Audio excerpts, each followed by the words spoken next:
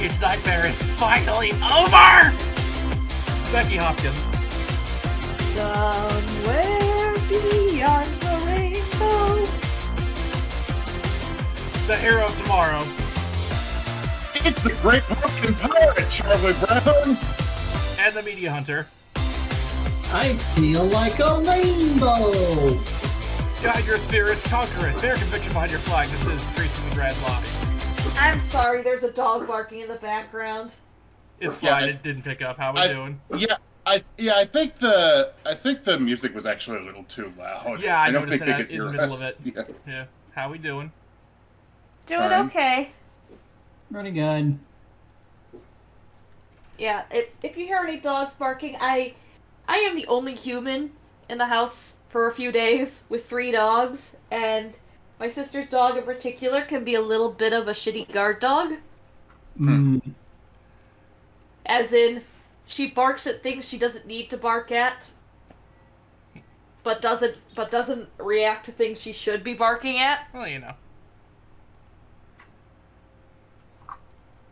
Yeah, I've got nothing to report. So should we go on to the One Piece fun fact of the day? Hey, Yes, because you have it this time. I actually have a couple. So, according to the One Piece wiki, that coin flick thing that Rapa Nui does in this arc was probably inspired by the fictional lawman Zenigata Heiji. He was the hero of a series of Japanese novels published between 1937 and 1959, set during the Edo period, and was known for subduing criminals by flicking Zeni coins at them, hence his title of Zenigata. And yes, he's probably who Inspector Zenigata from Lupin III was named after. Yeah. Speaking of namesakes, in case you didn't know, both of Rapa Nui's names come from names for what English speakers call Easter Island. Rapa Nui is what the island's native people called it, and Pasque, or Pascua, is what the Spanish called it. Ah, the Spanish.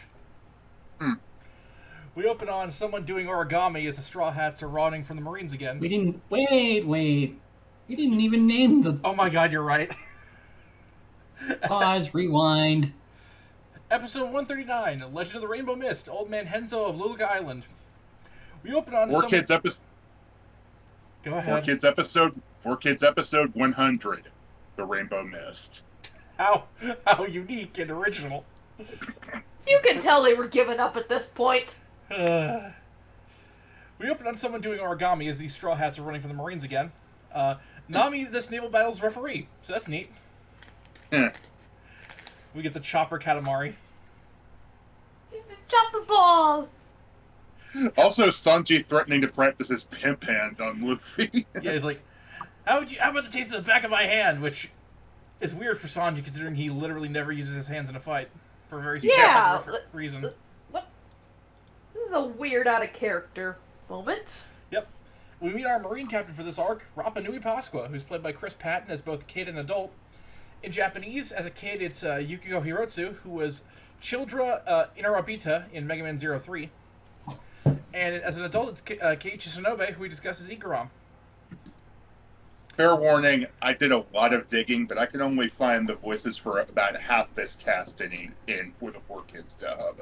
So therefore, until someone claims otherwise, I'm going to decide that the 4Kids voice for Rapa Nui Pascua was, you guessed it, Frank Stallone. Also, the scene at the start of the episode where the Straw Hats were evading the Marines actually got cut out. The 4Kids episode doesn't start until the bit with the Marine banging on the door. Weird. And here's Hisoka, played by Laura Bailey, who was Chi-Chi and Ronfon in Dragon Ball, Dende, Trunks, and Narasa in Dragon Ball Z, Marlene Angel in Blue Gender, Keiko in Yu Yu Hakusho, Toru Honda in Fruits Basket, Rain in Blood Rain, Sonoko Suzuki in Detective Conan, Lust in FMA, Anko Mitarashi in Naruto, Una in Aeon Flux, Miharu Shiramaku in Speed Grapher, Ayaka Yukihiro in Negima, Shinchan, Hayori in Bleach, Schrödinger in Hellsing Ultimate, Hiromi Masuoka in Beck, Amani in Mushishi, Sumugi Yuki in School Rumble, Miki in Witchblade, Mayumi Hashimoto in Hellgirl, Gauche in Tales of Vesperia, Jean in Claymore, Kanako Kazakazaki in Oron, Amber in Darker Than Black, Rize Kujikawa and Chun-Li in I don't know what it was, frankly. Because I deleted that somehow. Chun-Li... Rise Kuchikawa was in Persona 4. Thank you. Chun-Li in Street Fighter, because, my note just says Rise Kuchikawa in Chun-Li in Street Fighter. I'm just like, that's not right. Yeah. Someone's probably right. Also, she's a high schooler. Really keep her out of that. Yeah, that's probably not a good idea. Hyupo in Klonoa, The Cloud of Darkness in Dissidia, Kushina Uzumaki in Naruto Shippuden, Dieter in Monster, Dahlia Mason in Silent Hill Shattered Memories, Kaori Eto in Nadame Cantabile, Maka in Soul Eater, Sarah in Final Fantasy 13, Kane in Nier, Laguna Blue in Monster High, Blaze the Cat and Omochao in Sonic, Nadoka Manabe in K-On!, the title character in Catherine, Pyrrha Alexandra in Soul Calibur, Christy in Dead or Alive, Dragon Kid in Tiger and Bunny, Luna in Zero Escape, Angela Ladore in Professor Layton, Lady Comstock in Bioshock Infinite, Black Widow in Avengers Assemble, Alice McGregor in The Wonderful 101, Paula and Lucina in Fire Emblem, Supergirl in Injustice, Vexalia in Vox Machina, Abby in The Last of Us, Mary Jane in Spider-Man 2, and so many more.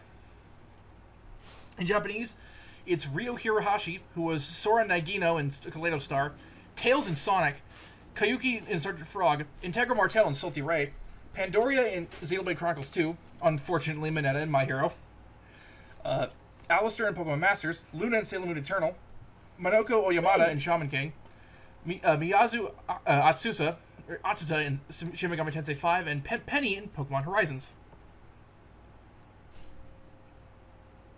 Anything for this one? Unfortunately, no. Played by the Pope, then. Which Pope? The Pope. Does the Pope approve of One Piece? He does now. I'm so tired. Has One Piece been approved by the Vatican? This heat wave has broken my brain, so this is gonna be a weird episode. Nice coin trick, Rapa Nui, kind of. It doesn't quite work. I learned this from watching Arcade Gamer Fubuki. The only thing you should learn from Arcade Gamer Fubuki. I will say the fact that he can blow up a ship with just a coin makes me wish he was a higher rank. It's cool. I just wish he didn't miss. Well, I'm glad he missed. You know. Also, I said across her nose, not up it. He's totally pulling it. I meant to do that here. I mean, in hindsight, it would make sense. Yeah. He might actually have meant to do that. True. Anyway. The mirror uses the confusion of the missed shot to escape. That was easy. Everyone's heading to Lilac Island this time. Zoro figuring that it's his, Robin's, and Luffy's bounties causing the Marines to hound them so much. Although, he shouldn't know about his bounty, because he didn't... Well, actually, no. They never knew about getting a... Okay, let me... Isaac, let me offer 4 words of encouragement. Yeah? It's filler, who cares? I know, but consistency! In the filler? Point is, Zoro should not know that he has a bounty, because they never learned from Igaram or whatever. A Devil Fruit user did it. Yeah, I think this is actually something 4Kids accidentally improved, because they don't show the freeze frames with the bounties, so in cutting out the Japanese text, they kind of removed a continuity error. It's like shitting on the floor and then slipping on the shit and pulling off a perfect triple axel. Look, let's just say someone with the retcon fruit did it. Becky, please design that. What would it even look like? I was gonna say it's just the rewind symbol. Oh, hey, there's the island. Looks like a pretty nice town overlooking a coast. Kind of looks like Greece. And what looks like a lighthouse isn't. Wonder what it is. And as soon as they land, oh goody, they have to pay harbor dues, everyone's favorite. Nami says it's bullshit, but the gun says otherwise.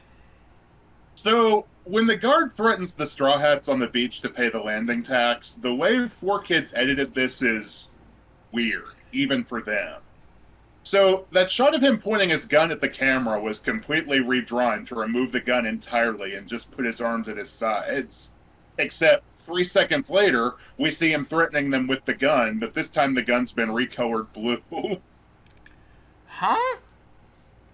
I told you it was weird. Yeah, it is. Magical disappearing, reappearing gun. Magical disappearing gunny. The reference for only Becky and me. You think the grocery witch is a devil fruit user? Oh God. Frugal fruit. Luffy can't be stopped when there's food on the line. And we see Dr. Brief? No, it's Henzo. He's played by R. Bruce Elliott, for this, who we will not discuss here, as the same reason when he showed up as Adama. In Japanese, it's Cho, who we'll be discussing as a much more important character later on. Weird I get to do that for both English and Japanese. And in the 4Kids dub, he was Eric Stewart, who we previously talked about as the narrator in the opening, Sham, and John Giant. Yeah. I was preparing another one. I guess I'll save it for when another person shows up. There are a couple more. Okay, good. Let's see. Hanzo asks... Henzo, Hanzo's the guy from Overwatch. 500 cigarettes. Henzo asks Robin and Usopp if they've seen any rainbow-colored mist. They have not. You know nothing. Well, that's true. Well, that's Hey, true. wait a minute! Yeah. Robin's curious, but Luffy finally found food. Henzo has the nerve to stick Usopp with the bill for what he asked about. Yeah. What the fuck, man? Yeah, Robin brings up the Rainbow Mist series, the book she's been reading this entire time. She grabbed an Alabasta. It was written at least 40 years ago, and what's in that mist could be a super treasure. She actually compares it to El Dorado, which is kind of foreshadowing for a later movie. That's no, later arc. Oh. Anyway, what was I saying? God damn. Henzo's lost some close friends looking for it, which is why he wants to research it. I'm just going to assume that the spaghetti they're eating is carbonara just to make Sanji's kitchen easy for Casey. Who I'm shocked didn't hear that. Fuck you! I think she's like, what you doing, honey? Making my dinner. She's making herself dinner. Henzo's not well liked by the townspeople because he gets all his money from the mayor. Probably has something to do with the impending tax collecting squad. That's their name, Philip. Philip. The who? No, the tax collecting squad. The name of the band. Imagine if the IRS showed up to your door like this every year, drums and everything. When the original... Go ahead. I think I'm about to say what you're about to say, so go ahead. In Japan, he's called Flip. But also, Eli, I think you have the same thing. Yeah, just... The fact that he's almost Philip starting with an F was really funny, considering who we have helping us behind the scenes. Just a tiny Phil head pops up. Yeah. Anyway, Philip's played by Phil Parsons, who we last talked about as Zaba. In Japanese, it's Hisawa Gawa, who we last talked about as John Giant. Okay, I get what's going... Go ahead. Nothing for him, unfortunately. Well, in that case, he is Janet. Janet who? Miss Jackson, if you're nasty. Yeah. God. Okay, I get what's going on. This town has an absurd amount of taxes to extort the townspeople. Oh, and Philip here's the son of the mayor, Goody. So he's just Helmeppo version 2.0. He's somehow uglier Helmeppo. We have Helmeppo at home. We don't want Helmeppo at home. Helmeppo. The original Helmeppo's gotten better. Yeah, but... Yeah. Luffy, don't pass the stupid heaving tax on... Or is it heaving or heaping? No, it was Heaping. Yeah, because he ate a heaving plate of food, and then Philip said that Luffy now owes a heaping tax, and I literally walked out of the room. So, I hope they made lots of spaghetti. No joke, I walked out, grabbed Casey, and had to show her that terrible joke. Yeah. Drinking beer? That's a taxin'. Eating a heaping plate of spaghetti? Oh, you best believe that's taxin'. Taxing my patience? The highest tax of all. and then Luffy points over at Usopp and uses Gum Gum pass the buck. That was so shitty. Yep. Doesn't this island have any rich fuckers they can tax higher for all this shit? But they are the rich. Anyway. It's almost like there's It's almost like there's a problem with rich people with dictating taxes. What are you talking about, Becky? One Piece isn't political. Everybody knows that.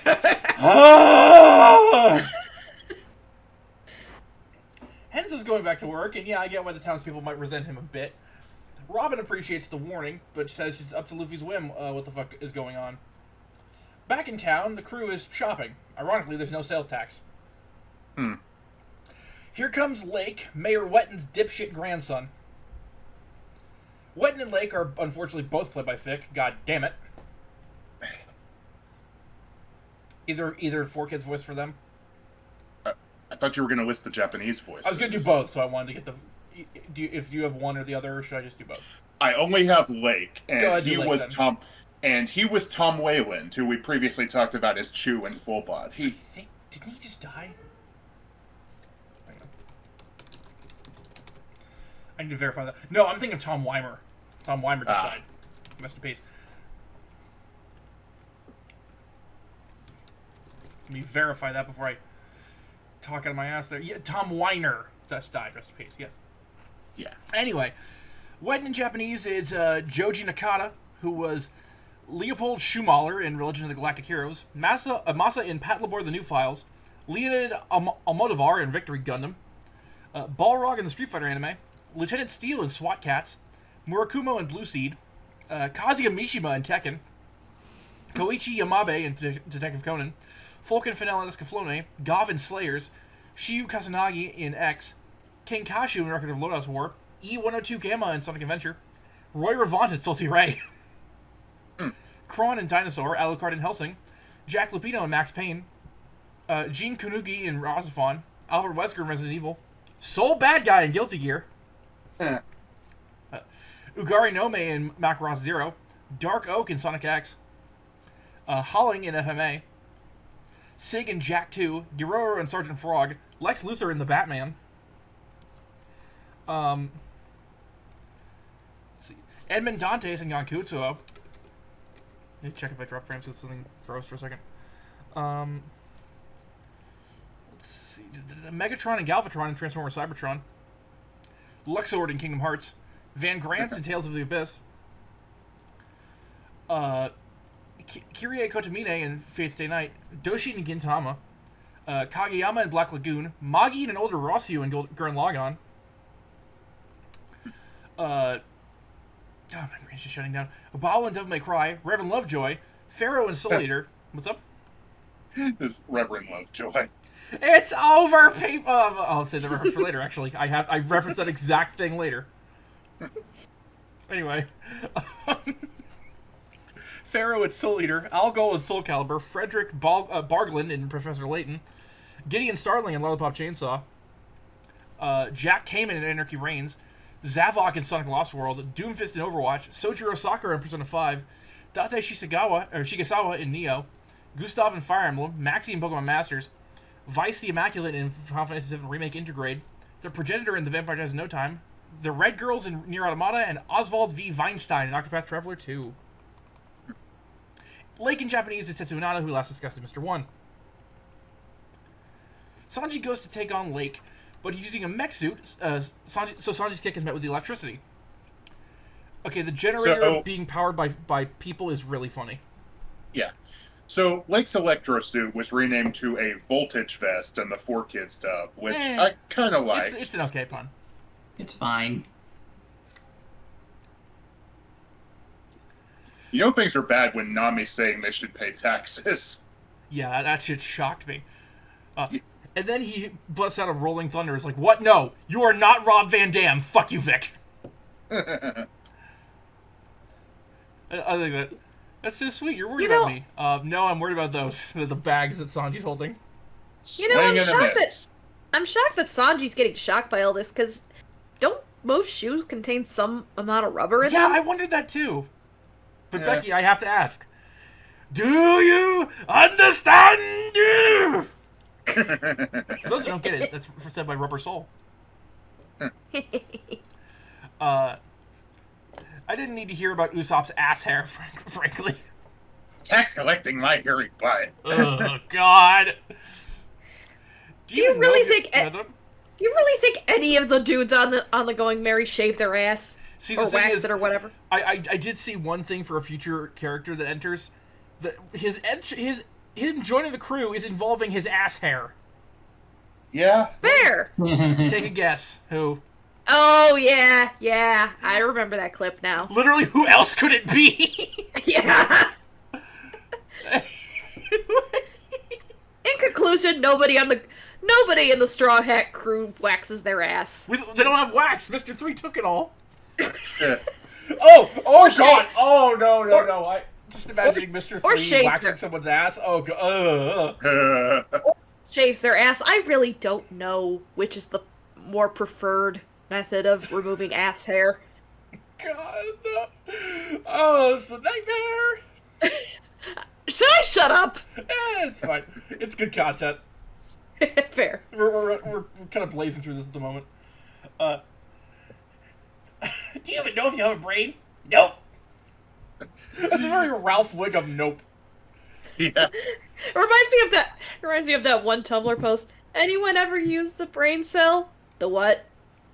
So I can't remember the name of the Oni ship that comes in. Does anyone remember? The Tally Ellison. The Tally Ellison. That shit is awesome. Yeah. Of course, in this scene where everyone's like showing up to watch, we get a very brief cameo appearance of Attach. He's a cameraman and another SBS character who does get properly introduced in the series much later. He's meant to explain how the world government gets those high-quality photos of pirates. For the record, I think it's attaché. Oh yeah, if it's got an E at the end, it's a touch. Oh no, Okay. it's just straight up attach. Okay. Oh, okay. Okay. No. Oh wait. Yeah. In the Romanized, it's Atachi. So. Yeah. Okay. Yeah. Henzo recognizes the Tally Ellison heading over on his little inflatable car, which is adorable. This is a very like Dr. Slump arc. Kinda. Sanji's getting his ass handed to him, and he can't drop the bags lest he anger Nami. And oh right, Lake can't fucking move in this stupid suit. Yeah. The ship's If they're empty. so important, if they're so important to you, why don't you carry them? Sanji won't let me. Oh, okay. For once, it's not on Nami. Yeah. Sanji, quit. Sanji, forget your fucking chivalry and just let Nami carry the bags. Never. By the way, I'd I rather showed die. Casey Sanji versus Bon Clay today. It's like, I'm too down bad. I can't. I am down horrendous. I am down criminal. So, No, that's Lake and Wetton. yeah. Oh. Yeah. Yeah. God, fuck you, Vic. Haven't made my stance clear yet. Mm-hmm. Anyway, the Tally Ellison is empty, seemingly abandoned, but there were people here seemingly a bit ago, given the state of things. Henzo says the ship vanished 50 years ago. Clearly there's some weird shit going on. I know the Gee. well, I know the explanation. The pilot was Captain Bermuda Triangle. Oh, the pilot was the doctor's mother. Okay. Jeez, we got a Mary Celeste situation here? No one has married me yet. Continue. Celeste. Wait, what? Ah, god damn it. That's a joke for us. Anyway. Yeah. Oh, hey, that mist spec. And Henzo, you fucker. He All hail the glow cloud. Henzo jacked the mist and Jack the Mist. jacked the ship to go to the mist. Goddamn. How did he get the ship, though? He hopped on. Where was it? It was right next to them, apparently. Yeah. Oh, that's weird. yeah. Anyway. Yeah. The Tally Ellison's helm was destroyed 50 years ago by Wetton, and he knows this because he was there. So, Yep. that scene where Nami, Sanji, and Chopper arrive at the place where the Going Merry was moored, and then conclude they moved it to the harbor, completely cut from the 4Kids version. Why? More time for ad breaks. Capitalism. Must crush capitalism. when the ship is going into the rainbow mist, the effect is just cue the Doctor Who opening. I know you want to. They enter the mist straight and will come out gay. Like anyone on this crew was straight to begin with. Zoro was on that ship. You think it's a party of straight people? Anyway, well, that's trippy, and there's a lot of sunken ships. Oh boy! And we learned that this area is called Ape's Concert. Oh, I love gorillas. It's apparently an inescapable ship's graveyard. That's less fun. The mist is a sea wormhole.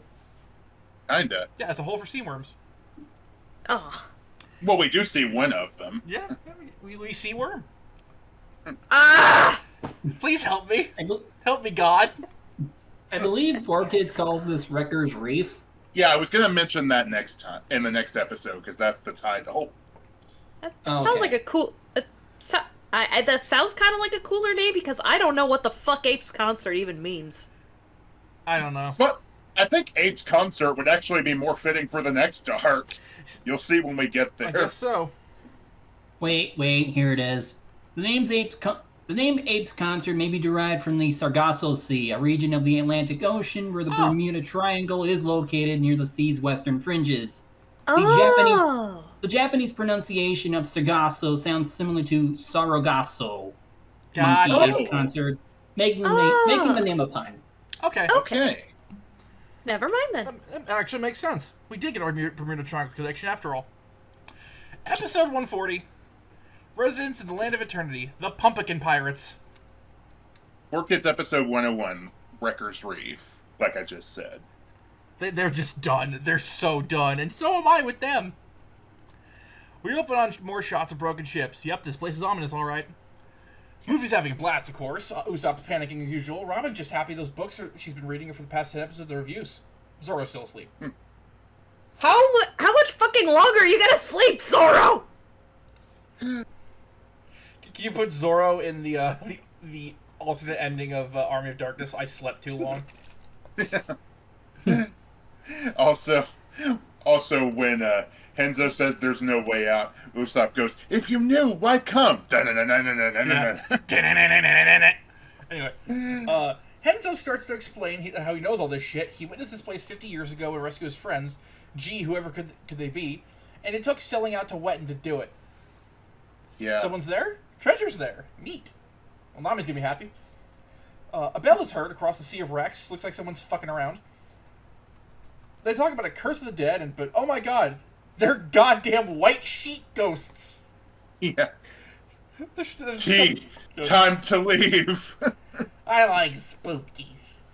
I should save that for Thriller Bark, I know.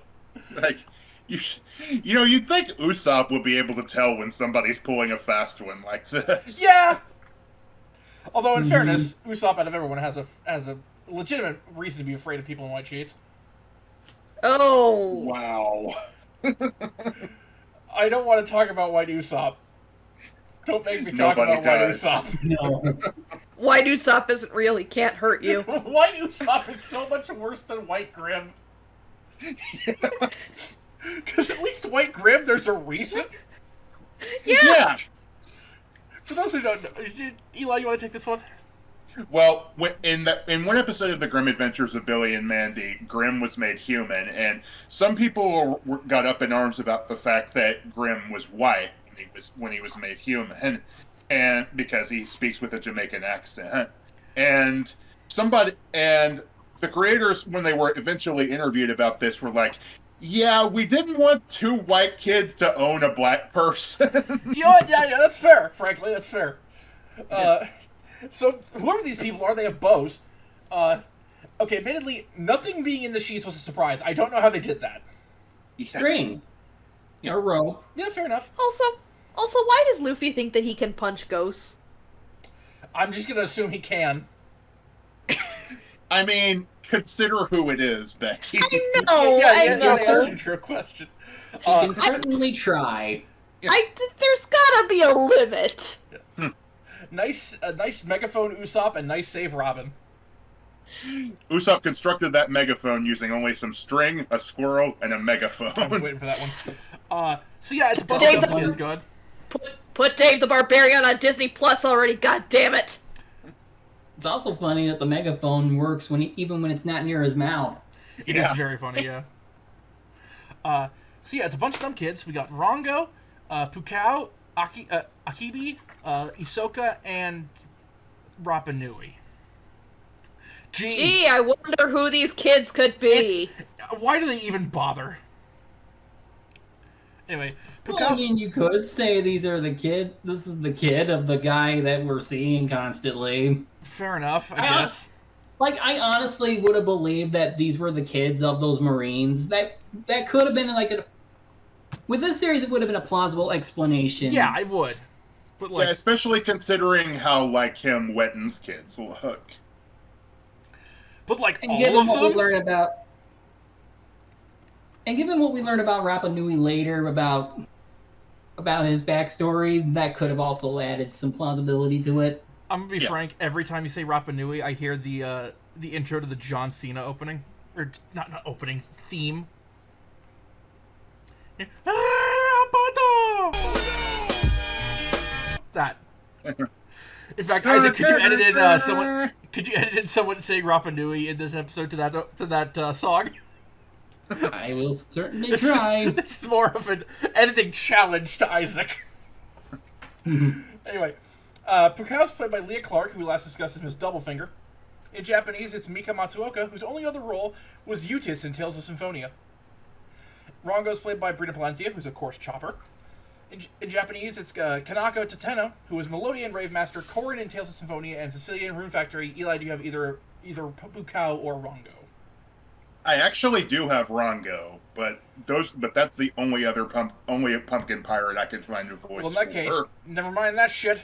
Here comes Rongo. Go ahead. In the 4Kids dub, Rongo was Matthew Nichols, who was also Chip from the Alabasta filler, and some very minor Pokemon characters. Yeah, that's about it for what he's done, aside from some live-action roles. Fair enough. In that case, Pukao is played by Crash Bandicoot. Not the actor who plays Crash Bandicoot himself. Starring Peter Jackson. Not directed by, starring Peter Jackson. Is this bit funny? I don't even know. I'll keep it going then. We only have a couple left.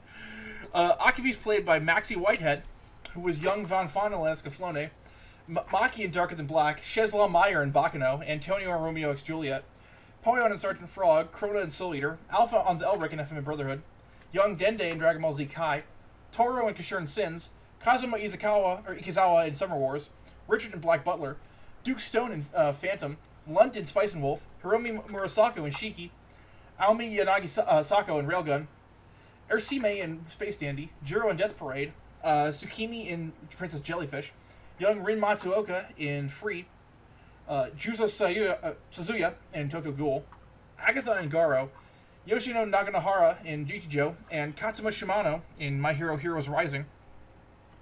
In Japanese, it's Ryoko Shiraishi, who was Whisper in Pokemon, Jimmy Neutron, Kyoko Kaida in Bleach, Asuka Kazuma in Tekken, Mario in Shining Force Neo, Penelope in Sly 3, Schrodinger in Hellsing Ultimate, Kape Hiragi in Clannad, Two Tails in Naruto, Anu Returner in Gundam 00, Lewis in Meet the Robinsons, Chip in Sonic Unleashed, Penny in Bolt, Devila and Popola in Nier, Juliana Everhart in Valkyrie Chronicles, Mori Tokugawa in Gintama, Yozoru Kaganui in Nizumonogatari, Mai Sanada in Yakuza 5, Loki in Grand Blue, Macaron in Amagi Brilliant Park, Quinn in Death Parade, Tip in Home, Kakanusa in Dragon Ball Super, Sayadate in Yakuza Kiwami, Haru in Yu-Gi-Oh! Vrains, Rika in Pokemon Masters, Sora Takanuchi in the 2020 Digimon Adventure, in Star Wars Visions, and Makoto Numa in Dead Demons Dead Destruction.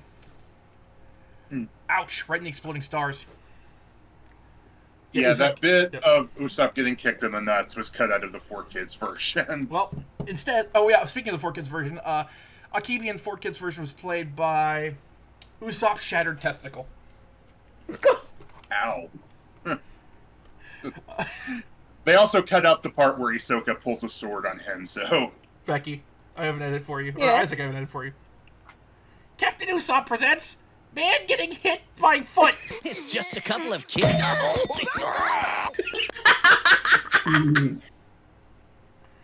Usopp just won the Springfield Film Festival. It works on so many levels. I want an edit where Hisoka's pointing a slingshot at Henzo. Send this fucker off Dare with you a put that bang. slingshot at me? Oh, yeah. Gub gub, I'm home. Yo, which has the same vibe as anytime I get into a Discord call. Where is it? which was renamed to Gum Gum Catapult in the 4Kids version. Yo. Oh. Not nearly as. There's no joke there. It's not No. a catapult. No. If anything, it would just be the rocket again. Yeah. What the fuck are we doing here? Anyway. So I'm guessing this is some sort of parallel dimension where time creates clones of yourself. I was not right there, but I gotta leave it in because, I take these notes chronologically. Henzo's just going through it, seeing his old friends where they're all still young. And Robin Nui has a bomb, but thankfully, it was just a dud. Wait. Becky? It looks Is like it a heavy ball. Also, was it a pumpkin bomb? No, what it is a dud. Becky? Right on it. Yep. Although, honestly, I was actually thinking of Chibiusa's gun in Sailor Moon. Fair. Just- I'm picturing in my head the dud in the bomb, and then whoever's looking at it, I can't remember, I think it's Henzo, has the Homer face, which I think Isaac could easily edit in. It's a pretty famous edit. So, the bomb, known as the Kaboom Mark III in the original, was renamed Flash Bomb 3.0. To which I have to ask, where's the kaboom? Yeah. Wakey wakey, Zoro, for the love of fucking God, wake up! Ironically, Zoro wakes up when someone starts smoking. I guess it reminds him of Sanji. Yeah, come back to bed. Thankfully, he stopped himself before he said anything dirty because there are children around. Yeah. The kids disappear, but Henzo's shell-shocked and doesn't notice. We flash back to when this crew got lost, as they used to be friends swimming in a Luluka Cape atop a pumpkin-shaped hill. They apparently jump high off of... What is this Losers Club shit? I know you can hear my thoughts, Knuckles.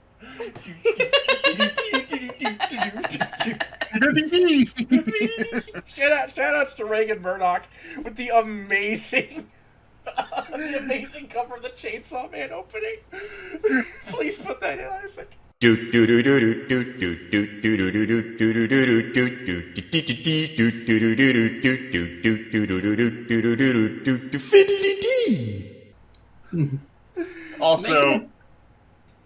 Also, in response to the Pumpkin Pirates, I just have to say, Goonies never say die! Yeah, it's very Goonies.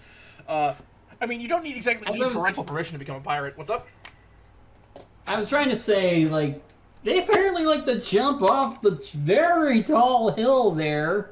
Look, when you're in a small town, sometimes you get really bored. Yeah. Considering how far they would have to jump to get to the water. You get really bored. Again, I was just thinking of the Losers Club in It, specifically It Chapter 1. Yeah. So. Hopefully that's the only comparison they have. Oh, God! Why was that scene in that book? I don't know.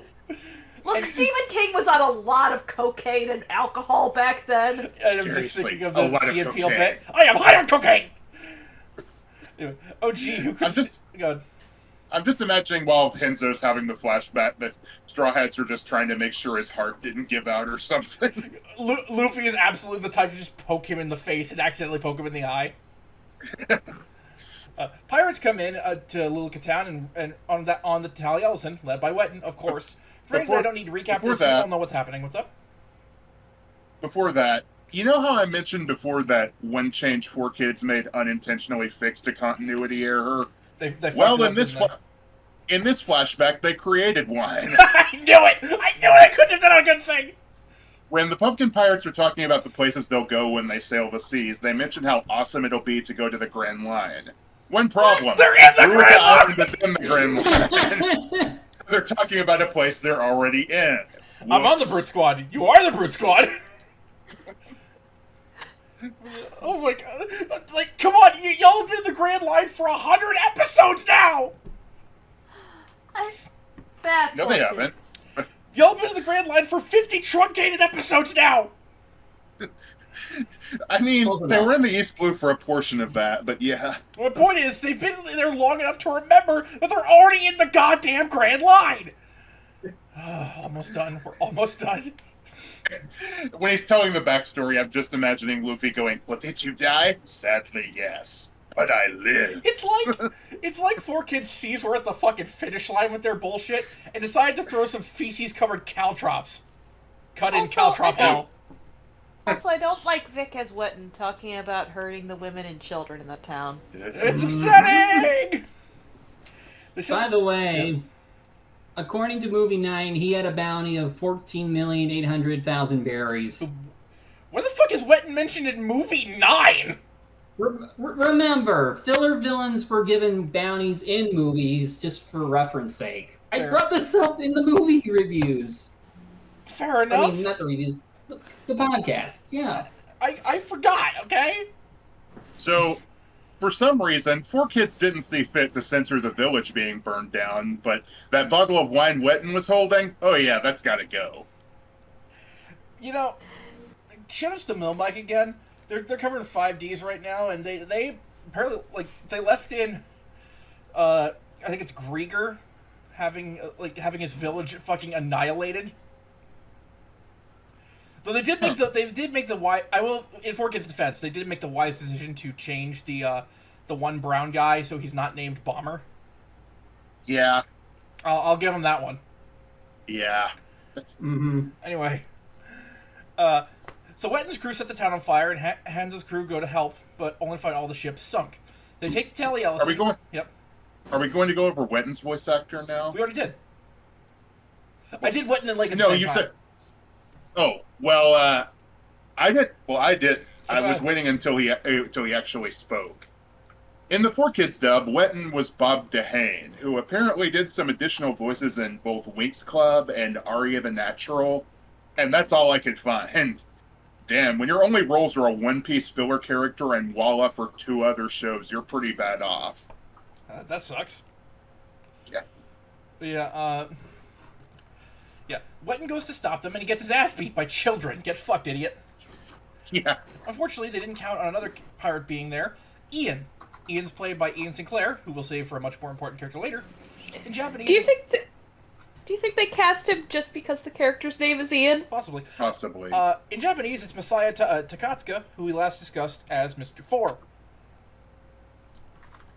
I don't have any other voices. In that case... Go ahead. Ian's played by Weena Makater as the Hopping Woman. I was gonna pick another Ian. I wanted at least one Freakazoid reference in these casting gags, damn it!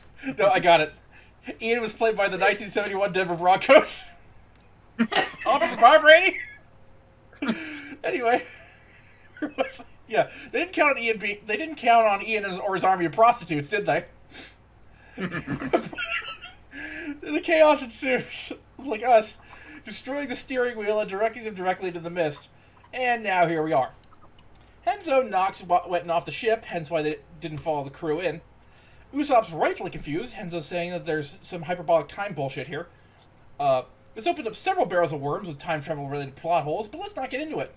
And Usopp brings up that exact thing, god damn it. Also, with the Rainbow Mist thing, I couldn't help thinking back to a line from Filmation's Ghostbusters. I do believe in rainbows. I do believe in rainbows. Every corporation. Man, I wish instead of this time travel bullshit, the Rainbow Mist turned out to be the One Piece version of Event Horizon. Eh. Yeah, You want the kids to go to hell? No! Without kids, obviously! Jesus! you do the rainbow I'm mist just to go to saying hell it would be before more you die. I'm just saying it would be more interesting! Anyway, I'm beginning to think Luffy has some sort of hearing problem. Back with Sanji, the fight continues, or not. Nice shot, Rapa Nui. That counted as paying the tax, though, so the fight's over. This fucking goober. I guess the taxes aren't that bad then. You had Nami at Treasure. Yeah. And there's the line, Sanji, is it me or does he talk a lot? He does. Almost like he's trying to punish us for not paying. I mean, listening to Vic is punishment. Oh, is it punishment? Chopper Nami wants pulls into out the a nest. rum- Good. Chopper pulls out a rumble ball. Chopper, what are you doing? I'm getting out the rumble scope so I can find who asked. Nami wants into the mist. We all know why. But the significantly older weapon, or Wetton, has other plans. He looks like Cranky Kong, by the way. Yeah. Also, when he hits Lake on the head with his cane, 4Kids changed it so he was instead poking him in the back. Not sure how that's better, honestly. By the having to deal with Vic's bullshit and the end of 4Kids has made me hungry. So let's go to Sanji's kitchen and see what Casey's cooking.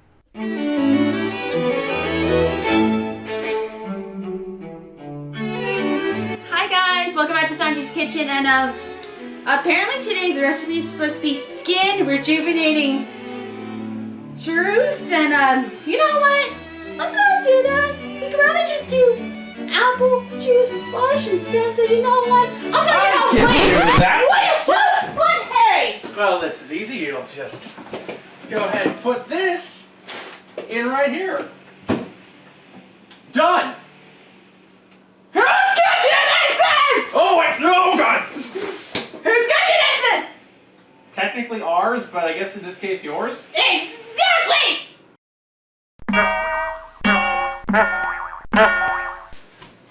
Don't listen to Rosen. Listen, this is how you do it. You're gonna take the apple juice and put it into ice cubes. And I'm gonna tell you how in just a minute. Look it up now. No. Okay, so the proper way to make this recipe, you literally just need apple juice and ice cube trays. That's literally it. This is like the easiest recipe I've ever done for Sanji's Kitchen. And the one thing cool, you can do with any ice cube trays. I just picked 3 random ones, such as my Mickey shaped ones. Look at them. And some stars. Technically this is for chocolate molds, but this also works too. And fancy roses. Ain't it pretty? And the one thing neat about this set, roses, is once I open it, it has a little cup, cylinder cup here. I can usually pour some of the apple juice in. So that's gonna be fun. And also I got a reseal, and also there's a sealable thing on this too. So, but you can use any ice cubes at all. I highly will say, please do not use an ice cube maker if you have one. Some ice cubes makers, I kid you not, will not work because they say on the instructions, made just for ice. I almost was thinking of doing that, but I don't want to ruin the ice maker that we currently have. So we're gonna make some ice cubes. Okay, so we're gonna be filling up each of the ice cube trays with apple juice. Now, this is gonna be a little bit tricky because you need, I do mean, these are made specifically for water. So I'm gonna go ahead and use a measuring cup that has one of the little pour sides on it, and I'm gonna carefully try and pour this into the ice cube trays. We're gonna start off, we're gonna leave the rose one last. We're gonna start with the Mickey ones because we want a lot of ice cubes for this recipe to make this apple slush, and this is the way you can do it. Now we're gonna be extremely careful. This thing is so heavy. Oh my god. I just realized I'm doing this on the opposite hand, and I hope this works. Okay. Yay, it works. Oh, here's some apple juice. Okay, we're gonna scoop some of that offside. That's not bad. Okay, we're gonna try this. You're gonna repeat this process until all of your ice cubes are filled. So we're gonna just fast forward a little bit in this, maybe, I don't know. Oh no, I refilled it, I botched it, no! Spread, spread, spread, spread. Oh no, there we go, there we go. I'll make sure to give it a little tiny dab before anything. just nice and calming though. I feel like this is how a lot of candle makers are, just pouring like melted wax into their little molds here. This is relaxing. And you can actually go back to some of the ones you just filled up because they may not be filled all the way. Like there's like a couple over on the Mickey ones I didn't fill up all the way on because I was very, very nervous. But be careful not to fill them up all the way to the top. Alright, we're gonna set this on top. Gently move the stars. And now the one thing neat about these specific ones is that you can have a little suction cup. And then each one's just going to be filled up each. You're not going to get all the same, but make sure you fully tight. This one isn't fully tight, and I really love this one for it. And I actually have not yet to try roses yet, so I'm super pumped up about that. I just don't know how far I have to fill this up to. That's the thing. Look at that. There it goes.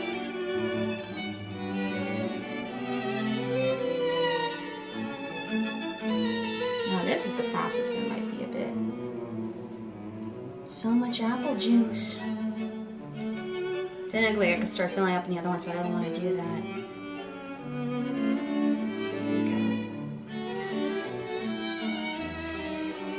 Ain't this relaxing, folks? We get to actually do a piece of Sanji's kitchen that is not super freaking stressful for once. This is nice and calming. There we go. Okay. This one's actually moving a lot faster than the first one, so that's not bad. I'm gonna wait. Still going. Still going. Oh, I think it needs this filled. Okay, now we know how much it takes to go. We're going to twist you in. Perfect. Oh no, I overdid it! I shot it! No! Again, paper towels are your friends, kids. Especially as I'm being extremely careful like that. Oh my god. Also, to the audience at home as I'm trying to fill these up. How are you doing? Are you doing good? Let us know in the comments of the Tracing the Grand Line which episode of your Sanji's Kitchen has been your favorite so far and which recipe you're excited for me to see in the future. Because honestly, this one's very nice, relaxing, it's so simple. Just, I don't have to do much of this one, just pouring apple juice. Yay, pouring apple juice. Alright, I think that should be good for now. Yeah. We're gonna go ahead and seal our apple juice. We did about almost a cup's worth, so that's not bad. I'm gonna take this into cup, and then we're gonna go ahead and we're gonna clean our area. And by cleaning the area, I mean cleaning the spots where you see some apple juice that has jumped up. We don't want speckles of that as we are letting it freeze because we will get like little apple juice icicle pieces, and we really don't want to have that as we're making this. So there we go. And then we're going to go ahead and plop.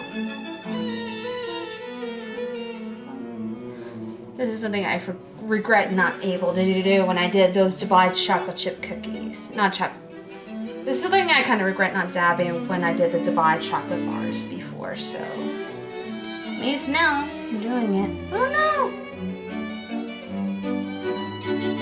Alright.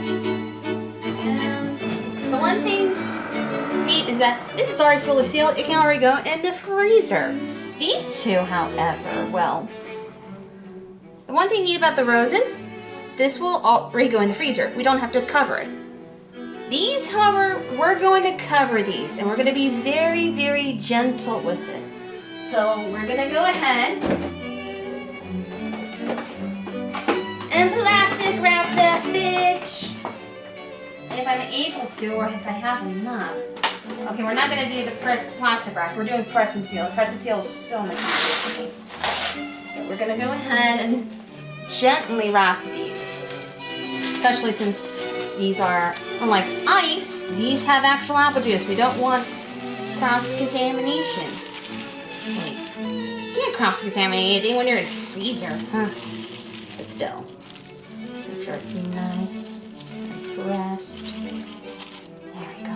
Now we're gonna do that with the stars. I think the stars one's gonna be very difficult because it has the most awkward shape of them all. There we go. Let's do this. Oof. Makes me regret not getting rid of ice cube trays the one we moved. The only other trays I have left are all for chocolates. And these, I think. Technically I have Halloween ones, but I don't want to use the skulls right now. And the pumpkins, so. Okay. Now we're gonna carefully bring these over. This will be done off camera. We're gonna put these in the freezer. And you wanna know what the very next step is? We let these freeze overnight, so you're gonna see me in a different outfit entirely, but we have to let them freeze overnight before we do the very next step. So as much as I have to wait, you guys have to wait. You're gonna see it in the next clip anyway, so I'll see you in the next clip in a different outfit. The next day. Alrighty, we're gonna go ahead, since it's the very next day, to take our frozen apple juice trays out from the freezer. And what we're gonna do next is this. Hold on. If I can grab it. There you go. We're going to put all the ice cubes in the blender and blend it. Yes. I'm actually excited. I cannot wait to see how the ice cubes turned out. And you two as well, so we're gonna find out together. Okay, we got the ice cubes. It's all freezing cold.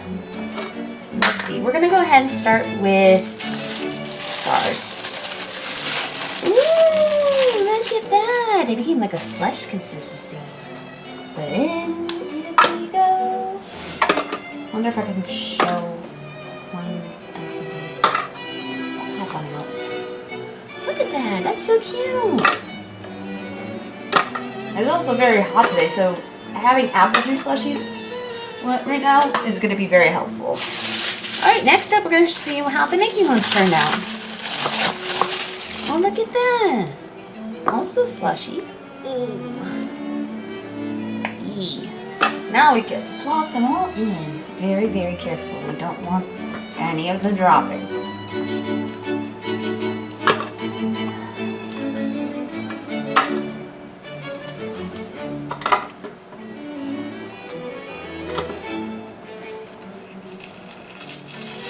Oh my god, I'm trying so hard. Oh, no. Very good. Okay. There. And last up, I'm excited for this one, is the roses. Let's see how these babies turned out. Okay. Okay. Plop. Look how pretty that is. That's so cute. Okay, now I know how much I need to fill up for the other ones now, but that's so pretty. See? And last one. Perfect. We'll blend this in a bit, but I think I'm also going to put a little more apple juice just to give it more of a juicy flavor. So give me 1 second, folks. Flush. Perfect. All right, we're going to go ahead and put the lid on. And we're going to make sure my audience doesn't lose their eardrums with the noise of wonder. So we're going to just put something else in between. That's a different sound effect. I'm going to leave that to our editor. You can put a random sound effect over here. So let's go ahead and do this.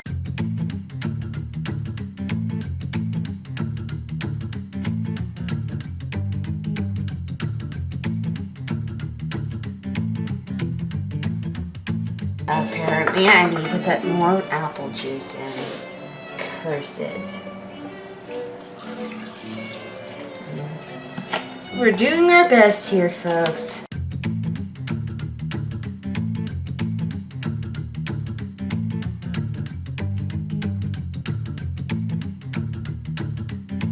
Well, I will say, if there is moments where the ice cubes are not going in, please go ahead and push them in. They need to be pushed in. Push, push. We need them to honestly crack. There we go. This is the first for me. Also, never really making this before, so let's do it again.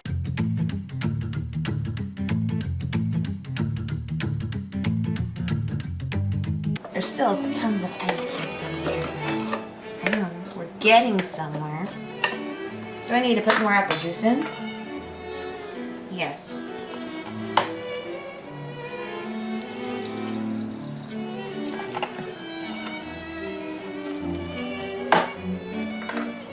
Alright, sugar high again.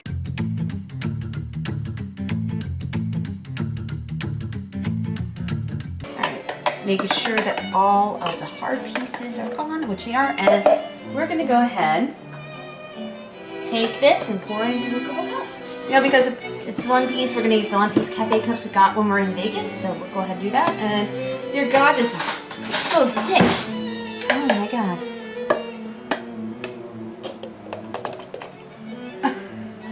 It will not leave the blender. Oh no! It really is a slush consistency. Oh my God. Come on. Yay! That's a start. Okay, can I get there last?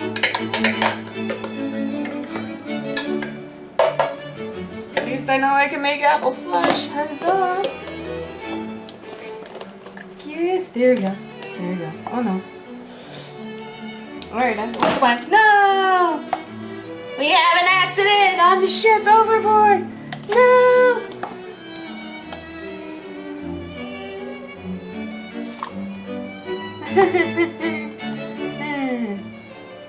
Well, we've had an accident. Great. Good news, folks, we can use paper towels, which are right behind the camera, god damn it. Oh, and we lost it. We lost a good chunk of the apple slush. I'm sad. Make sure you use like a spoon or something next time, folks, but also work very quickly because this is melting as we speak. Oh wow, and went on the side of the blender too. Dear God Almighty. And the sides of the cups. I'm so sorry. I'm so sorry, I really am. But with that, it's taste test time. We got our apple slush. I have to use a spoon because we don't have straws, so cheers. Not bad. Okay. I will say, I think the only thing challenging was like trying to shred the ice. So I'd add more apple juice, but Just like a bait. honestly, it's nice refreshing for a very hot day. Pretty sugary though, but that's just me. I don't taste the sugar. But otherwise, let's go with yours. This is a B. Like, the cool thing is that you can do this with any other juices, really, and replace it. But otherwise, like, this is nice refreshing for a very hot day, which, if you have summer seasons, this works. But otherwise, thank you all so much for coming to Sanji's Kitchen. Did you want some apple raisin slush? You wish? Please? I have a fram-pam shaped head indent.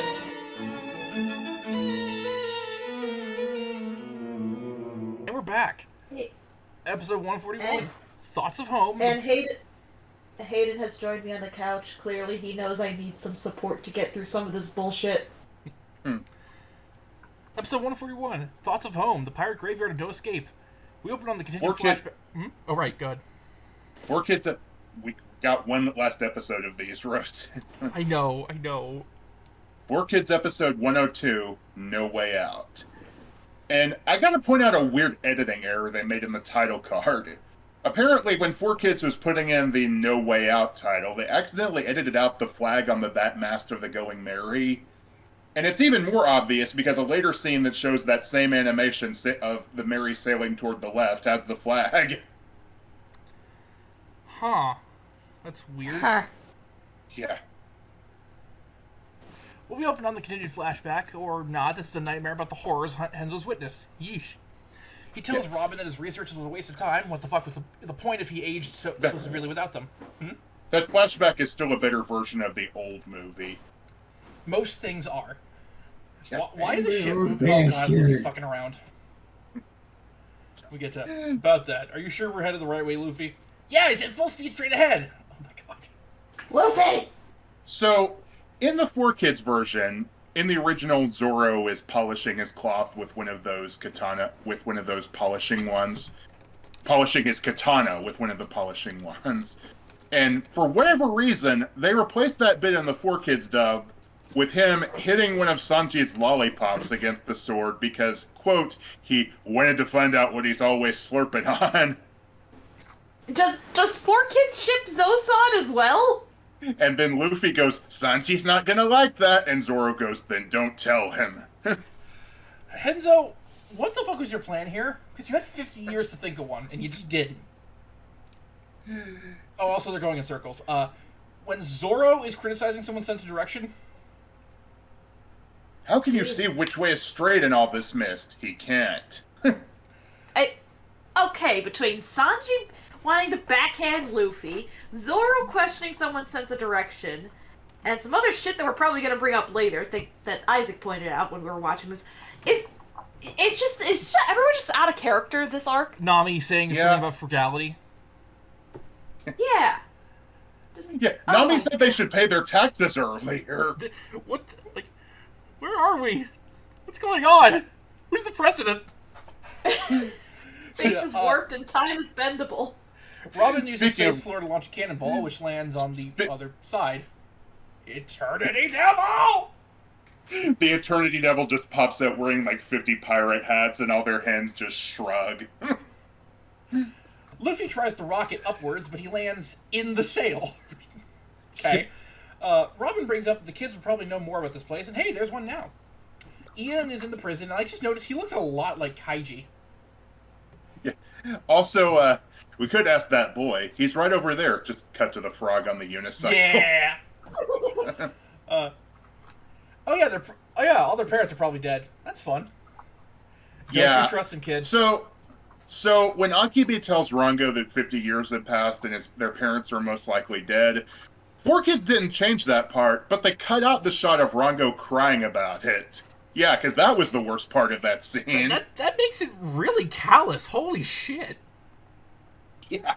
Like, that's dark as hell. All my family's dead. But yeah, Hisoka knows not to trust him, and we see how much of an asshole he was to them before they locked him up. Quote, looking at those pouty faces of yours is ruining my appetite. Golden Corral's new slogan. Hey, wait. If they abandon the Tally Ellison, maybe there is a way out of here. Rapa Nui's ready for battle. Naturally, they aren't going to actually fight, as Luffy would obliterate this child.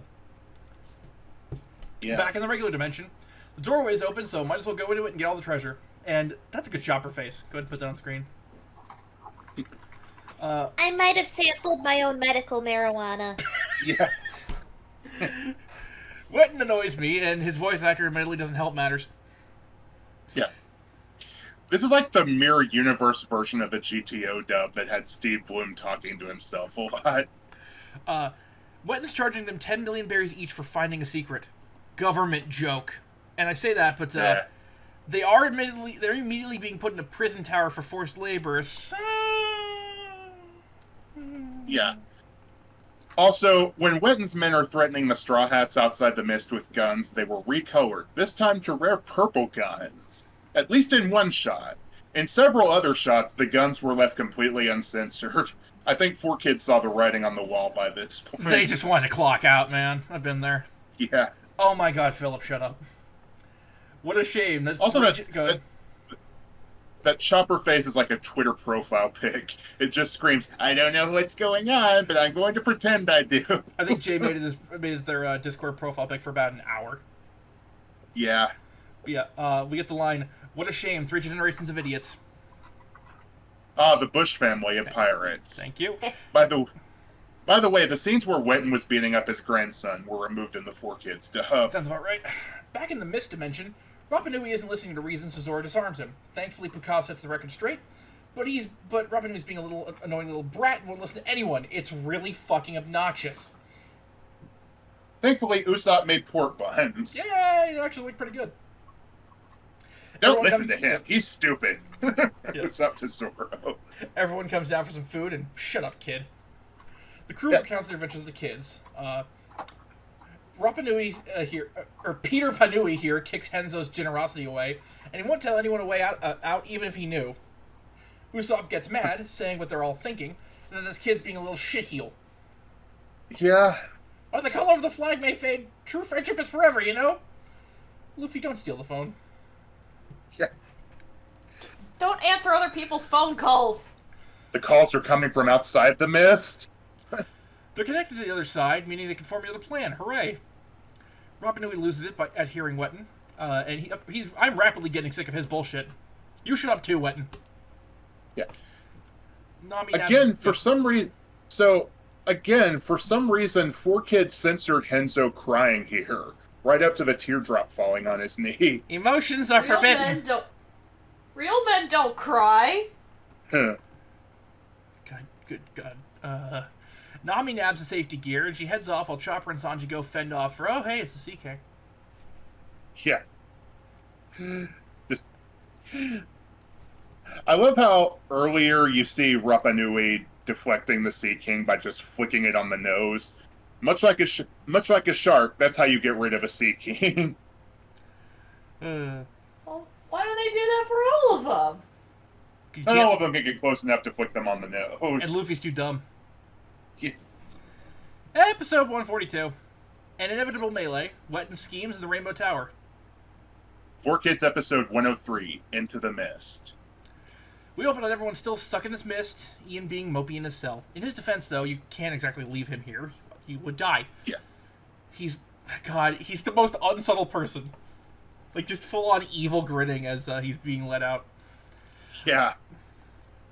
I really don't like Rapa Nui. I do not like this child. Yeah, 4Kids actually remove the bit where Rapa Nui shoves Henzo, which is good, but they also remove the conversation afterward where Usopp tells him off, not picking back up until after Henzo starts talking to him, which skips about a minute of footage. God. And that's terrible. I do love in the background Luffy's just casually flying across the sky. Yeah. Fucking Wetton going, let it burn. Vic talking of his own career. Burn to the ground! Burn to the ground! Somehow less annoying than Vic, or Rapa Nui, frankly. Usopp says y'all brats don't know shit, and finally puts this little turd in his place. Henzo says there's such a thing as being too humble. Okay, does anyone else feel awkward here? Zoro speaks for all of us. Damn it, Luffy. Speaking of awkward, again, 4Kids completely removed the shots of the kids and Usopp crying. Okay, I think they may have removed shots of kids crying in previous episodes, but this is the first time I've seen it done this much in a row. Shoutouts to OSW again. 4Kids, brah? You're preventing kids from crying, brah! Anyway. Meanwhile, Luffy's just playing Portal. It's so funny. Yeah, and he knocks into, I believe it's Rapa Nui. Rapa Nui. Yeah, damn it, Luffy. Oh, yeah, they got out. Or not. Row, Nami, row! Speaking of Grim, welcome to Limbo, where we play my favorite game, the Limbo. Anyway. Wetton's big idea is literally nothing. What Philip says... They've tried nothing and they're all out of ideas. What Philip says to use the safety gear. It's a lifeline. A genius of 50 years' work! At least adult Rapa Nui can get shit done. Nice pose, Chopper. Yeah. Yeah, coin in the eye. With the my eye! I'm not supposed to get coin in it! Yeah. Just, why is Chopper posing like that when don't know, when they it's really cut back funny. to the dock? Yeah. Nami throws Chopper a piece of the climate tact, having tied a lifeline to it. Simple enough. Oh god, Wetton's got one of those stupid suits too. Well, Nami is at home in the rainbow. Hey! Okay, Rapa Nui, do you have any ideas on how to get out of this purgatory? No? Then shut the fuck up! Yeah. His dad died in the mist, by the way, and I'm just imagining seeing Kamina's dad's skull next to his. I was just like, fuck you, Easter Island. Hey, if you wanted to kill all your sympathy for Rapa Nui, watch the 4Kids version, because that version completely skipped his backstory with his dad. Wow! I'm just I didn't think they make him more annoying. Wow. Yeah. Also, when you said "fuck you, Easter Island," I'm just imagining one of the giant stone heads on Easter Island being like, "Fuck, we did." What do you say fuck us for? Just a giant middle finger rises out of the ground. Oh, God. I really wish we could watch Flint the Time Detective for this for Random A, because I want to talk about Moa. That's funny. Henzo's hypothesizing, but Robin's putting her archaeological skills to use to find some answers. Oh, Nami, hi. Like, damn, Zoro. Oh, Nami, hi. There's somebody here to save you. Oh, Nami, you're here too. Nami gets informed of what's we're going here on. Too. Nami gets informed of what's going on, but she says Luffy can handle this. Time to withdraw. And oh, goddammit, it's Ian. I hate that Nami is offering to free him, but Ian can't resist being a dick. And Nami, uncharacteristically, according to Isaac, is like, fuck them kids. Like Add one outside to of the Arlong Park, because like outside of Arlong Park, where it made sense that she had to protect kids, Backhand that kid, yeah. because that was part of her act, you know. I think we did Nami, the fuck them kids mean for Nami. Yeah, we did. Yeah. That's for Chavo. Huh.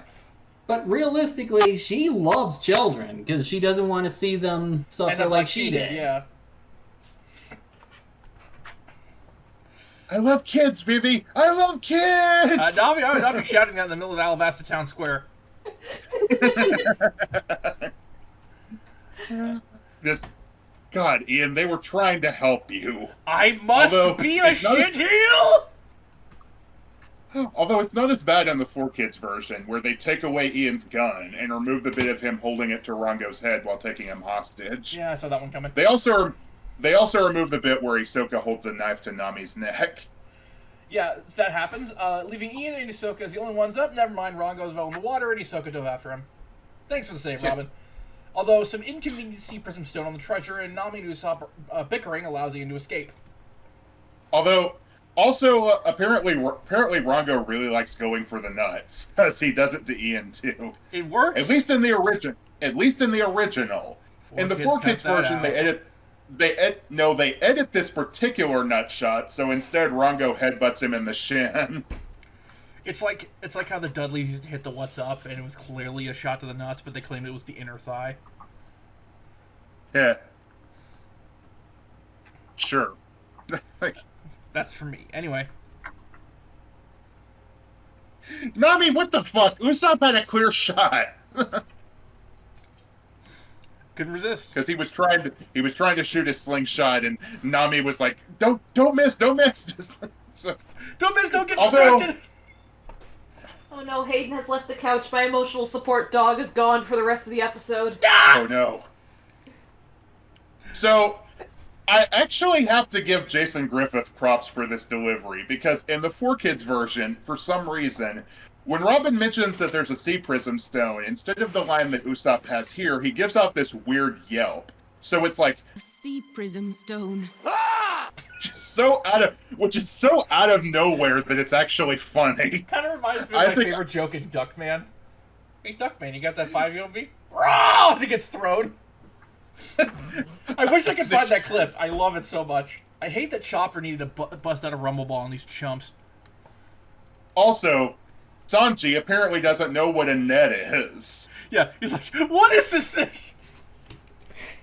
Sanji spent years out at sea preparing fish, doesn't know what a net is. Sanji, What is who this? is super horny all the time, doesn't know what a net is. Still really downgrades a character. Like, what the fuck is going on? Oh, Also welcome back, Hayden. Did you know I still need emotional support? Ah! Also, 4Kids cut out the part where Chopper got kicked in the side by Wet. Okay. We're almost Also, done. We're almost I'm fucking sitting done. because Sanji gets shocked when the net was on him, but In the 4Kids version, they actually completely erased the burn marks left on the suit, but not on Sanji. Too much work. Chopper and Sanji fighting despite being burned and electrocuted. And Sanji realizes Sanji really needs to invest in some rubber souls, which I thought he did. Ian arrives in town, not realizing how long it's been.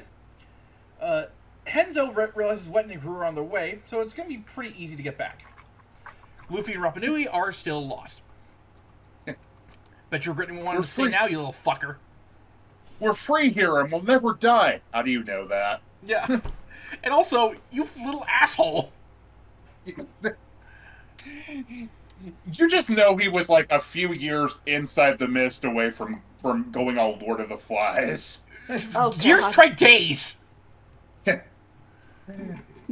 yeah, Wetten's plan is to now combine the two worlds. Not actually a bad plan. The Rainbow Tower is really a giant bridge. And hey, Luffy and Rapa Nui just landed. I think you can track my patience for this arc dwindling as we go on, because my recap gets shorter and shorter. Yeah. Speaking of episode 143. And so the legend begins, the other side of the rainbow. My legend began in the 12th century. All right, well, Also, 4Kids episode 104, The Great Escape. as in, we are escaping from 4Kids after this episode at long last. We open. Escape from Vault 4Kids. Oh, God, no. We open on Wetten's crew raiding the pirate graveyard. Hey, at least it's a bridge out of the fucking, mist. The kids are fighting off the goons, but, Henzo got shocked by Lake. This bit sucks. So, when the soldier was climbing up onto the ship and Paku hits him in the face with a piece of wood, 4Kids actually edited it so the soldier was lower on the ladder. So it looks like Paku missed, but the soldier still got scared and fell in the water. It's like that one guy in Return of the Jedi. Yeah. The one that got kicked by Luke. Force kick, Yeah. So my grandfather was this handsome when he was younger, huh? This bit sucks. Yeah, I can't remember. I can't remember. I can't even remember what the bit I said sucked was. That was the bit. The Wetten and Lake thing. Oh yeah. Yeah. He's an odd one. Zoro sees the electricity as a challenge. He says he's gonna cut it. I'm gonna cut that electricity in half with my sword. Foreshadowing. I do like Sanji just completely no-selling it. Yeah. Sanji and Chopper wait for the others to return. Sanji mainly being concerned about being able to kick Wetten's ass. The two head in. And Luffy briefly turns himself into Flubber. Yeah, shut up, Wetten. He's like, you're gonna have to pay us such a huge tax. No. Yeah, I just love Luffy just going no to taxes. Say no. I was gonna say no to taxes. I legally can't do that. Yeah, no. For legal reasons, that's a joke. Yes. Wetten made Luffy mad, and now he's gonna pay. Luffy goes so far as to one hand rip off Wetten's armor. Goddamn. You burned down the city, and now you're the mayor. Oh, that's the worst. That's the worst thing a politician's done. Or a mayor, even. Yeah. We turn to the Chicagoan. Heh. Zoro's Pirates don't need to have power. That's rich coming from the guy who wants to be the pirate king. Zoro's doing really well, despite, science. Yeah, Zoro, you wield metal weapons and you're trying to cut electricity. Skill issue. And then Robin goes, I can cut it, and she's like, skill issue. Yeah, she pulls the plug. Yeah. Well, I love that part. Yeah, it's great. Wetten decides to fuck everything, and he blew up the bridge! They're doomed! It's times like this I wish I were How this the hell did he man. get out before it blew up? It's over, people! We don't have a prayer! Well, shit, what are they gonna do now? Gee, Wetten betrayed everyone. What a shocker. No Okay. real pirate captain would do something like that. Yeah. The explosion also caused a space-time collapse or something. Frankly, this is another problem with most time travel stories. Oh my god, shit, shut up, Wetten! Oh shit, it's a space-time distortion? Give me some Pokeballs! Yeah. No, the heavy balls are on the So ship. the way to destroy the rainbow mist is blow it up. Of course, the only way out is listed in the one volume of the books Robin doesn't have. But they see the sun and they head for the crack in space. So everyone works together to escape, albeit with some difficulties, with their giant comedic oars that just snapped. My thought with with Robin not having the last volume is this is why I wish they invented Pirate Amazon. They did. It was that snail guy.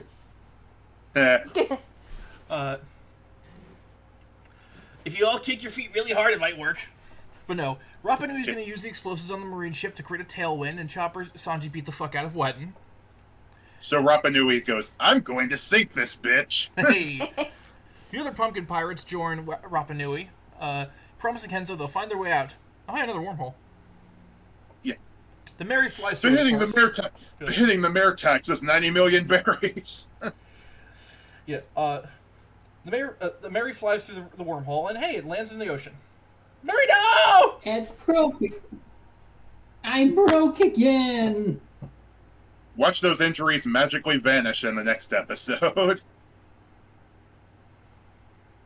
Well, they did say they would repair it later. Yeah. I hid myself to repair myself.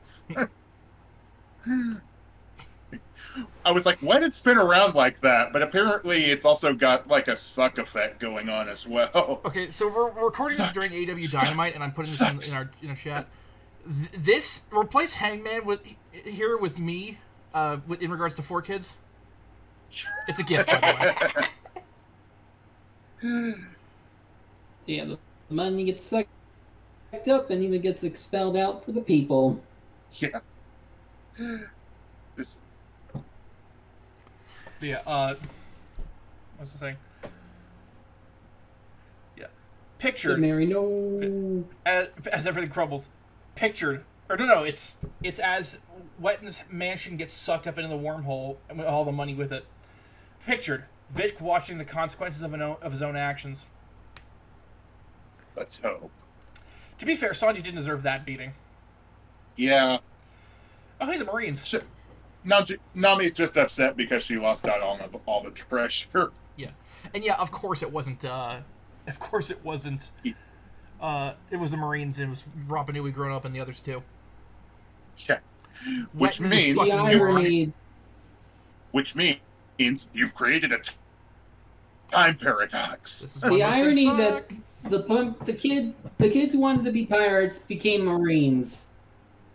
Yeah, this is why most time travel stories suck. Well, they'd probably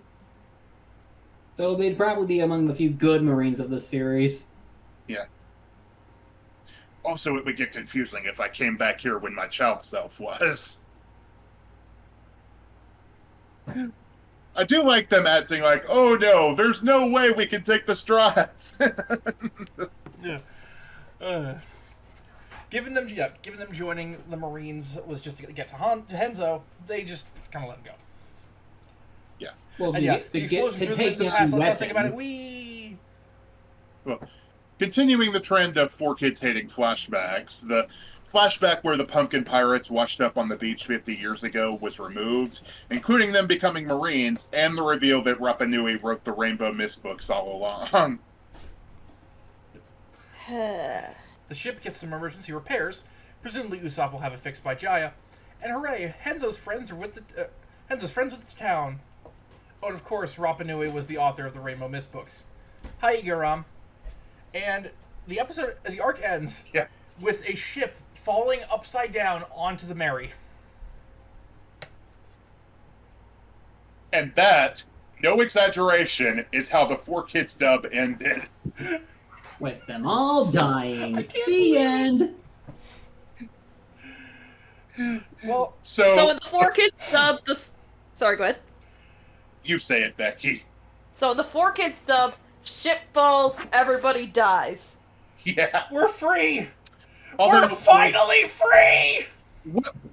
Well, not quite. Damn it! So, before we finish this, there are a couple of other things I wanted to point out. See, I mostly didn't bother to watch the 4Kids episodes in their entirety, just notes other people took on them. And in fairness, the episodes were kind of hard to find at points. Now, you can download them from archive.org, although who knows how long that'll last, but you couldn't before. So, I'll use this moment to bring up three things that Rantnow left out of his original 4Kids videos, but he corrected them at the end. Number 1, let's start with the big one, Belmere in jail. So, we joke that in the 4Kids version, Nami just left her mother behind in prison while she went off on an adventure, making her seem heartless. But when Nojiko meets Usopp for the first time, there's a blink and you'll miss it line where Nojiko mentioned that mom's passed now. Oh, okay. So, I guess in the 4Kids version, she just died in prison. Because Okay. that makes it all better. Right, yeah. Number 2. Moving forward to Drum Island, I talked about how Vivi getting shot by one of the villagers was censored very badly in the 4Kids version. But the thing is, this was actually corrected a bit in the 4Kids DVD version. Unfortunately, this is a side effect of no one bothering to preserve the 4Kids dub. Most of the footage you'll see online of the 4Kids dub is of the broadcast version. But in the DVD version, Vivi is still implied to get shot, you just don't see the wound and the gun is recolored to green. And the sound effect is more changed to more of a laser pistol sound effect. Sure. And finally, number 3. You remember how when Luffy first came bursting out of the barrel and 4Kids decided to animate the lip flaps of what he was saying instead of him having his mouth open wide in the original? It actually happens again when they're running away from Orangetown and Luffy's carrying Zoro on his back. Just something I don't see pointed out that often. And that, at long last, is every change 4Kids made to One Piece that I wanted to touch on. But it's not the last edit we'll be covering. No. See, while the version we're watching is the uncut Funimation DVD version, the Funimation dub also aired on TV briefly. And while there aren't as many changes in the 4Kids version, there were some edits that had to be made to make the show more broadcast friendly, at least at the time. Remember, this was back when it was airing on the version of Toonami that wasn't part of Adult Swim. And I don't feel like my joke would be done here if I didn't cover that too. So look forward to that in the next upcoming few episodes. But at least we're done with 4Kids, right? We are on the cruise. Okay, thank God. So, given we are now done with 4Kids forever, would I go back and change anything to my thoughts on this? Fucking no!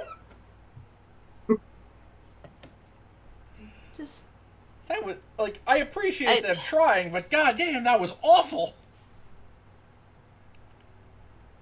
look, 4Kids did play a role in introducing anime to a bunch of kids in my generation. That said, they should not have been the ones to dub for One Piece. No. They should have looked at what they were getting. There's a lesson here. Always look at what you're buying. Yeah. And quickly, our thoughts on this arc. Mine is, this was not nearly as good as Post-Alabasta or Goat Island. It's about on par with Warship Island, though. Yeah. My only thought, the Straw Hats commit tax evasion. Also, I Zen was... kinda- Also, in hindsight, Zen was way too harsh on Apis. Comparatively to Rapa is Nui? way Absolutely. worse here. Yeah. And I kind of like the concept of the Rainbow Mist a bit more than them trying to do the Thousand Dragon stuff. But I wish they could have made young Rapa Nui better. Yep. Because, like, if him being so reprehensive of everyone was because his father died or whatever, or just... But at a certain Him point, it just being- gets repetitive and annoying. I would rather it be more believable that it's, like, him being stuck there for so long just made him lose hope. Or, I don't know, just... Not this. Yeah. His adult self is cool, though. Yeah. I wish he were a Vice Admiral. That'd be cool. Let's go to the Luffy moment of the week. Mine is Luffy having fun with spatial anomalies. Mine is- is Luffy. Go ahead. You first. Mine is Luffy going no at yet another tax. That was mine as well. just, Yeah. him completely no-selling the tax collection. Mine's Gum Gum. I'm home. Yo.